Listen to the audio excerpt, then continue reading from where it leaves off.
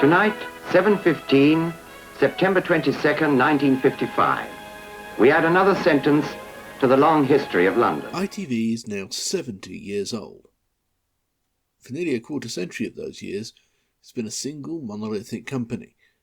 But that's not how it started out. It started out as a confederation of independent regional stations, operating under a franchise system with limited contracts that every so often would come up for renewal.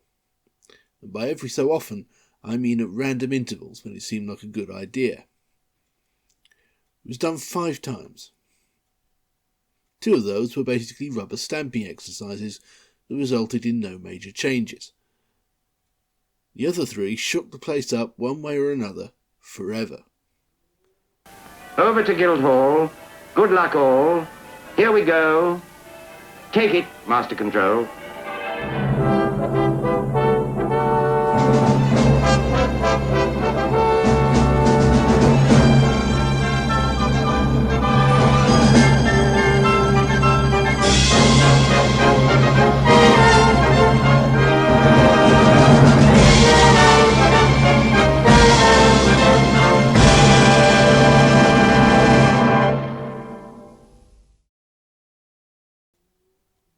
When ITV started out in 1955, it was divided into 3 regions, covered by 6 franchises, weekday and weekends, distributed among 4 companies. Granada held the north of England on weekdays. ATV held the Midlands on weekdays and London on weekends. Associated Rediffusion held London on weekdays, and ABC had the North and the Midlands on weekends, although even here there's a what if.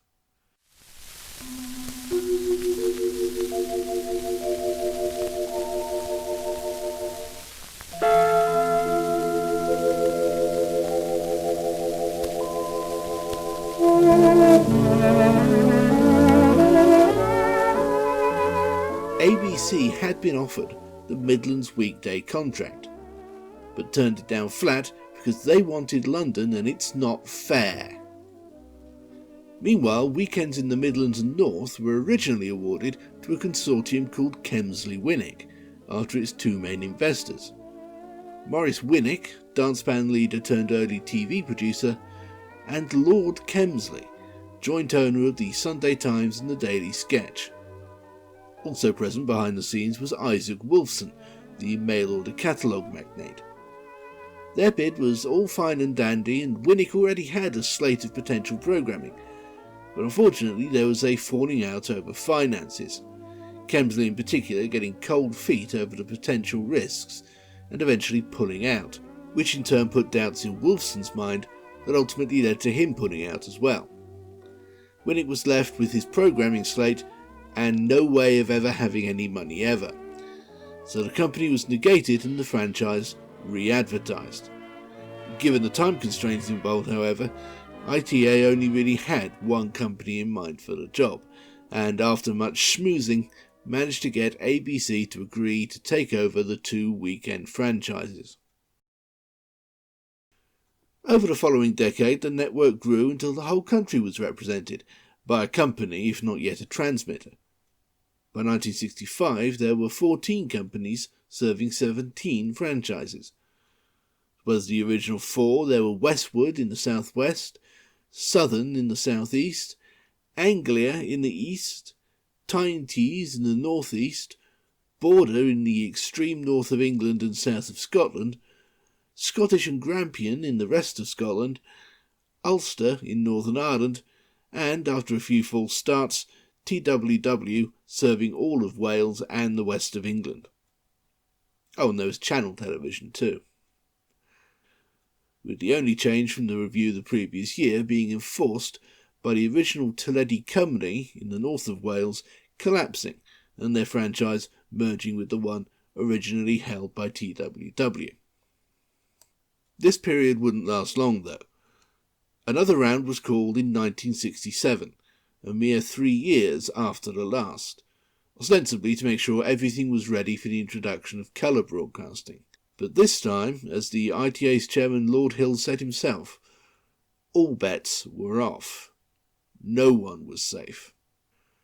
Partly this was a reaction to some dodginess the last time. The names of Reader Fusion's department heads kept popping up in rival consortia, for one, and TWW took advantage of the fact that they now owned the name of the defunct Wales West and North Television by applying for their own franchise twice under both names, as a tax dodge. Those two companies were also the high-profile casualties of the round, although it could just be a coincidence.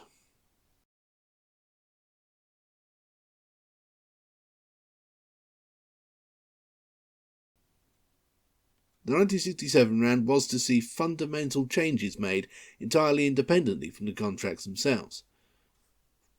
First, the weekend franchises were abolished in the North and Midlands, which potentially cut off ABC altogether, since they had no weekdays at all. The assumption was that they would apply for and win the surviving London Weekend franchise, then held by ATV. Lou Grade's company had agreed, albeit with heavy hearts, to give it up without a fight, under the tacit understanding that they would hold on to the lucrative, and now 7 days a week, Midlands franchise. The other big change was the creation of a whole new franchise. The North of England, as originally formulated, ran coast to coast, effectively covering Lancashire and Yorkshire. It was easily the biggest region in the network, and with the weekends about to be scrapped, Granada was in danger of wielding a little too much power. So Hill and the ITA decided that the Big Four would become the Big Five.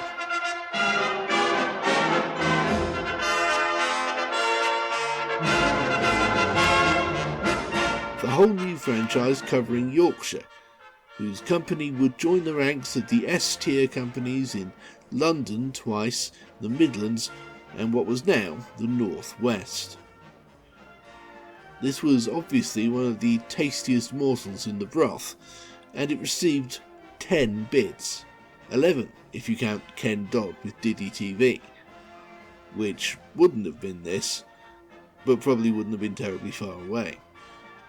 But that was just Ken having a laugh, and he withdrew the bid before the closing date anyway. Of the 10 bids, only one was ultimately considered viable. Which is fine, because that's really how it's supposed to work, but the problem was that the one was arrived at through 2 bids only being halfway there. The Yorkshire Independent Television Consortium consisted of a few local newspaper companies, workers' co-ops, and even a couple of universities. They had plans and the programming know-how, but decidedly dubious financial backing. Meanwhile, Telefusion Yorkshire were a major rental chain based in Blackpool, rolling in loot by comparison and with a reliable source of more. The obvious easy solution would have been to just give it to Telefusion, but the ITA really liked the Yorkshire Independent slate, so they convinced the two consortia to merge, so that the plans and programming of the one could be backed with the cash it needed from the other in order to appear on screen. The new company initially called itself the Yorkshire Television Network, and even had a preliminary identity involving the White Rose, although they soon dropped the word network and created the much more modern chevron logo.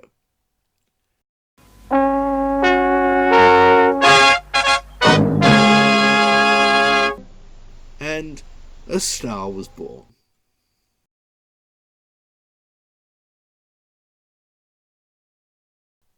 Creation was all very well, but it wasn't as impressive as destruction, and Lord Hill wanted the network to be thoroughly impressed by the ITA, read afraid of. There had to be a sacrifice, just so the rest of the companies were kept on their toes. Hill's choice of lamb was Scottish Television.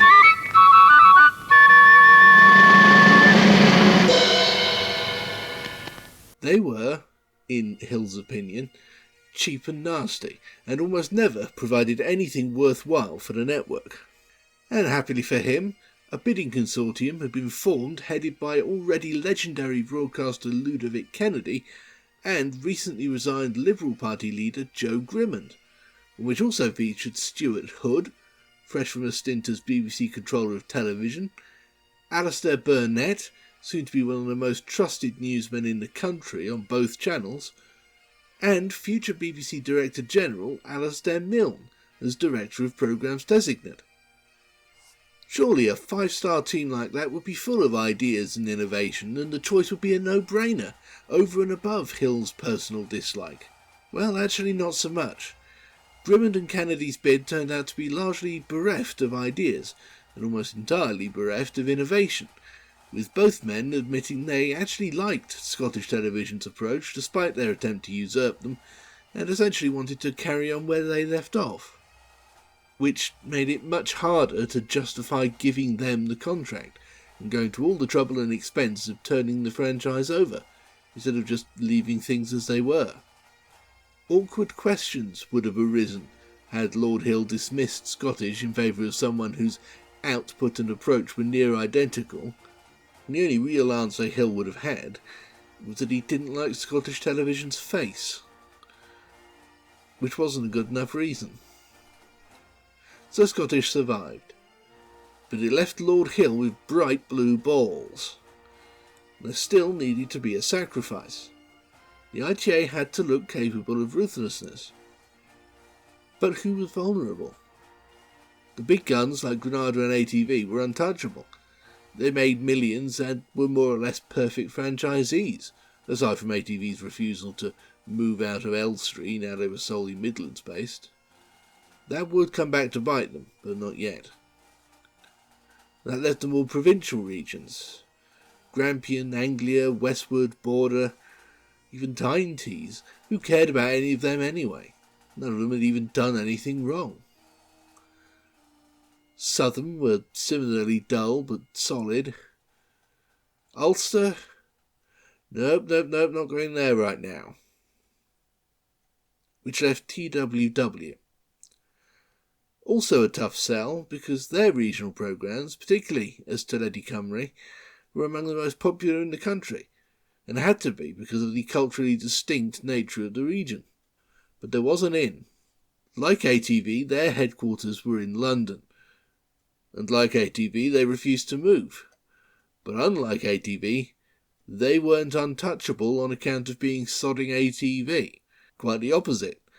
They were a literally provincial region, who didn't provide much for the national network. They were quite eminently touchable. The nail in their coffin was the emergence of a rival bid from a dazzlingly star-studded consortium, including Winford Vaughan-Thomas, Stanley Baker, and the greatest living Welshman, Richard Burton, which meant Elizabeth Taylor as well, if only for a limited time. At the head was David Ormsby Gore, played here by Liam Neeson as Montgomery Burns, former diplomat and freshly raised Lord Harlech, after whom the company was named, giving it that final sheen of Welshness, even though the Ormsby Gores actually come from the Anglo-Irish ascendancy, but never mind. So, as I'm pretty sure at least one newspaper must have said at the time, TWW went for a Burton, and Lord Hill's bloodlust was satiated. But it only rose in TWW themselves. They hadn't done anything wrong, except be based in London, which admittedly was pretty egregious, especially for a company supposed to be serving Wales. But it wasn't as if they didn't also have a Cardiff headquarters they could have moved their central operations into, if the ITA had asked. But they didn't. Instead, a bunch of movie stars and a baron from bloody Oswestry bat their eyelashes and suddenly they're all out of a job. It wasn't bloody fair. They were right, of course, it wasn't, but it wasn't unfair either. Or at least it was perfectly consistent with the stated rules of the game to which they had signed up almost a decade earlier. Harlech, the Lord and the company had come forward with a better bid, or at least one strong enough that it wasn't unreasonable for the ITA to consider it such. It was a risk that all the ITV companies ran, with certain variations based on their value to the network, of course. For example, TWW being kicked out for not being entirely based in their region, while ATV, now broadcasting solely to the Midlands, kept their headquarters, their studios, and practically their entire operation in Elstree, laughing all the time about being too big to fail. Foreshadowing Maybe it was the last bit that particularly rankled. Maybe it was that TWW's chairman, Edward Stanley, Lord Derby, was a personal friend of Lord Hill and genuinely felt betrayed. Maybe it was just the anger stage of grief. Whatever the case, TWW didn't take the loss of their franchise very well at all. Hill was mindful of the fact that they still had to broadcast for just over a year. The franchise awards were announced in June 1967. The new contract period was due to begin at the end of July 1968. Therefore, they needed to be kept reasonably happy for that long, impossible as it seemed, and proved. Hill's first attempt at a panacea was to guarantee the future of TWW's staff members by effectively ordering Harlech to take them all along with the studios. Which was a nice idea, but Harlech only wanted the studios and turned down the staff. Which wasn't a great move, to be honest. Not only did they deny themselves a ready-made, qualified and experienced workforce, turning them away didn't do much to endear themselves to the viewers, who'd actually quite liked TWW, didn't see any reason for change, and needed to be won over. And of course it just made TWW's mood worse. Hill's next gambit was to offer TWW as many as 40% shares in the new company, so they'd still be involved after all. Derby told him to sod off, although not in so many words. To be fair, he wasn't acting on sound financial advice. Meanwhile, the business of programme making was increasingly feeling like a Bataan death march, and the share price was inevitably crawling towards zero. This last part was the catalyst for their final act of defiance.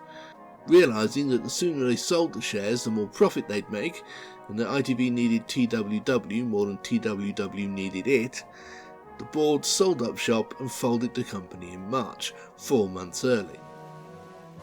The station ended abruptly with a speech from Lord Derby's other friend, future poet laureate John Betjeman, apparently in a studio decorated with a noose. The new firm, Harlech, which will be centred in Cardiff, must build up its own personality.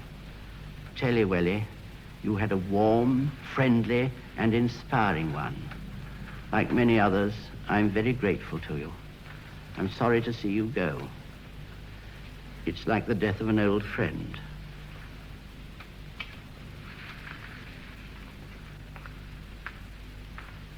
Betjeman stalked off, the camera panned to the exit sign above the studio door, and the image faded to black, ending a day's broadcasting for the first time without the national anthem. The remaining broadcasting hours were sold to Harlech, deliberately heedless of whether or not they were ready, which they weren't. So baffled viewers in Wales and the West were treated to an interim service run by the still cooking Harlech, but consisting largely of TWW's leftovers, for 11 weeks before Harlech finally launched properly, commendably early in late May.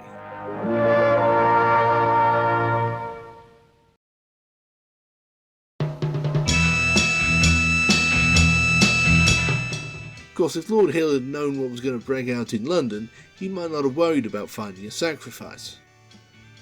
As already mentioned, weekend franchises were on their way out, except in London, which meant that ABC was losing both of their contracts through no fault of their own, so ATV had agreed to step aside and let ABC take the last weekend franchise standing. And that was all well and good. And then this guy showed up and ruined everything.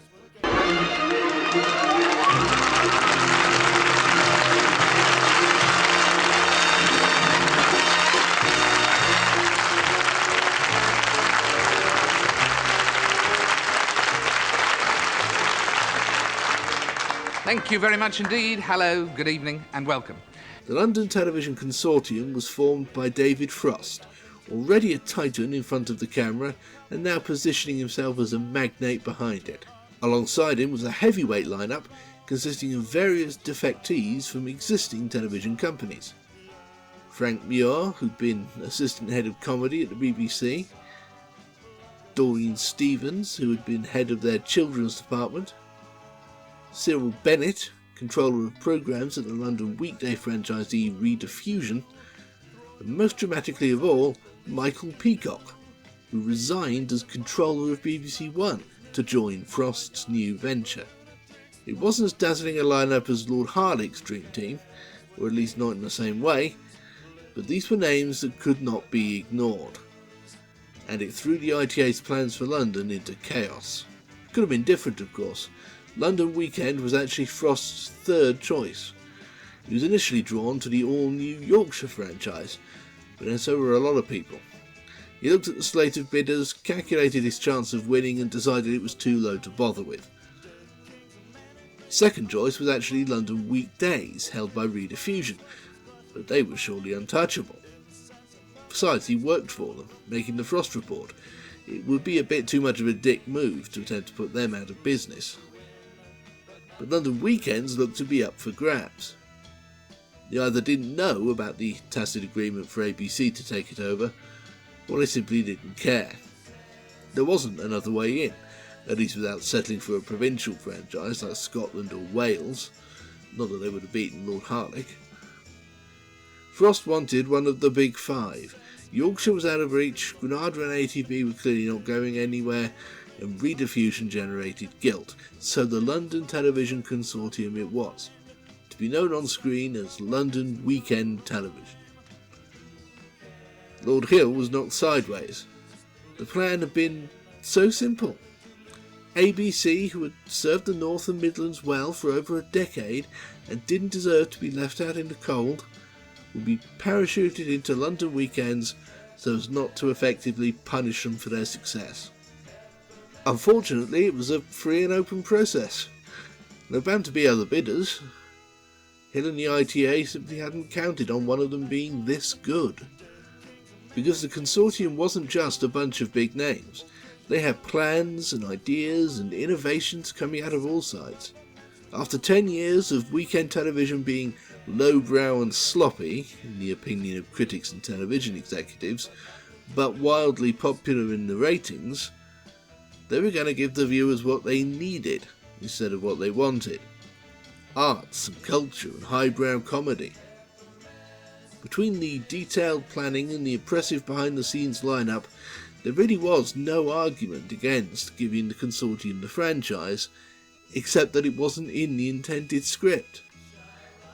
But they weren't supposed to be following a script, so that excuse wouldn't fly. As someone at the ITA was quoted as saying, the LTC had to have its chance, whatever the repercussions. And those repercussions fell on ABC. They were now out in the cold without a franchise, despite having served their regions perfectly well for over a decade. It absolutely wasn't fair, much less so than TWW's situation, and TWW were angry enough. Lord Hill and the rest of the ITA desperately wanted to keep ABC around. But how? Everywhere was taken. There was no basis for depriving anyone else of their franchise. And besides, ABC had been promised London, they were unlikely to settle for less. So Hill and the ITA turned to London. Unlike ABC, they had no particular love for Rediffusion. They may even have been able to come up with a legally sound reason to deprive them of their contract and award it wholesale to ABC instead. But that wouldn't have worked. ABC had for 10 years been a weekend channel. They had a weekend channel's resources and infrastructure. They couldn't just take on a 5-day contract, not with a mere year's notice, and particularly not the biggest one in the network. But still, there was no great love for Rediffusion among the ITA. It was far too up itself about being both the first franchisee and the one for the capital. Many at the ITA didn't think it was pulling its weight for those two things. In fact, they didn't really care if that company lived or died. And so the plan was drawn up. ABC Television and Rediffusion would join forces. Not actually merge, but a new company would be formed of which both their parent companies would own half. Well, roughly half. Well, ABC got 51%, Rediffusion 49%, putting ABC in control. But hey, close enough. and his new company would take over the London weekday franchise. Of course, Rediffusion complained. Of all the less than fair actions in this franchise round, this was the most unfair. They hadn't done anything wrong any more than ABC had, but ABC were being preserved at all costs, and Rediffusion were essentially losing the franchise. The ITA told them to either accept this deal, or they just give the whole thing to ABC and damn the consequences. Rather than call their bluff, Rediffusion accepted their new subordinate status. The new company was finally created after extensive and bad-tempered negotiations on January 1st, 1968, and began broadcasting with the start of the new contract period on July 31st. It was called Thames.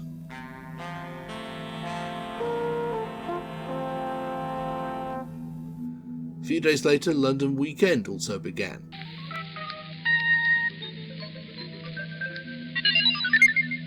For about 30 seconds before Industrial Action shut the whole thing down. It turned out to be an omen, as viewers absolutely rejected the high-fibre diet Frost & Company were serving them, leading to the company very nearly collapsing entirely within a few months and ultimately needing to be bailed out by a new owner with impeccable populist instincts and vast reserves of evil. Meanwhile, Thames went on to become one of the most important and acclaimed television companies in British history during its tragically short life. The New Look network motored along over the years with a few hiccups. That wave of industrial action in 1968 eventually led to the entire network being replaced for 3 weeks with a generic national service, consisting of words in Helvetica being read by David Hamilton. It was faintly post-apocalyptic. In 1971, to solve a transmitter dispute, Yorkshire and Tyne-Tees partnered up as Trident Television, in a similar process to Thames. They created a holding company and were then taken over by it.